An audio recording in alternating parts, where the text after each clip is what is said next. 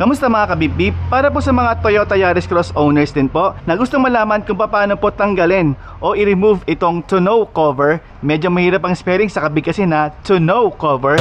So ito po yun, no? Ito po yung ginagamit pang cover dito sa likod. Yan. Pakita lang natin. Yan. So minsan pinapatungan din po ito ng mga magagaan na bagay. Pero syempre kung gusto po ninyo mas maluwag, yan, kasi syempre medyo maharang po ito, di ba? Kung gusto niyo medyo mas maluwag, pwede po itong tanggalin. Para tanggalin po siya, napakadali lang. So nai-slide po ito. So ito po, ito pong parang pinakalak niya dito. Nai-slide po yan. Ayun. So ganoon lang po siya kasimple. Ayun po, nai-slide lang siya. Yan. So pag nakuha niyo na po yan, yun, pwede niyo na po siyang tanggalin. Ayun. So ito po yun, nai-slide to. Yan. So para ikabit lang siya, yun lang ulit. Kabit mo muna dito, tapos slide mo lang yan. Yun na. So ganoon lang siya kasimple. So ganoon po yung pagtanggal saka yung pagkabit.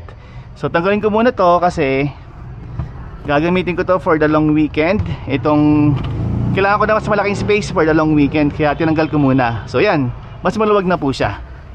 Okay? So tanggalin ko muna to saglit. Ayan, o di ba? So mas maluwag na, mas malaki na yung space, at mas marami nang pwedeng ilagay na gamit. So yun lang po mga kabip-bip at kayaris. Kung nagustuhan po to, please like and share at mag-subscribe na din. Salamat po!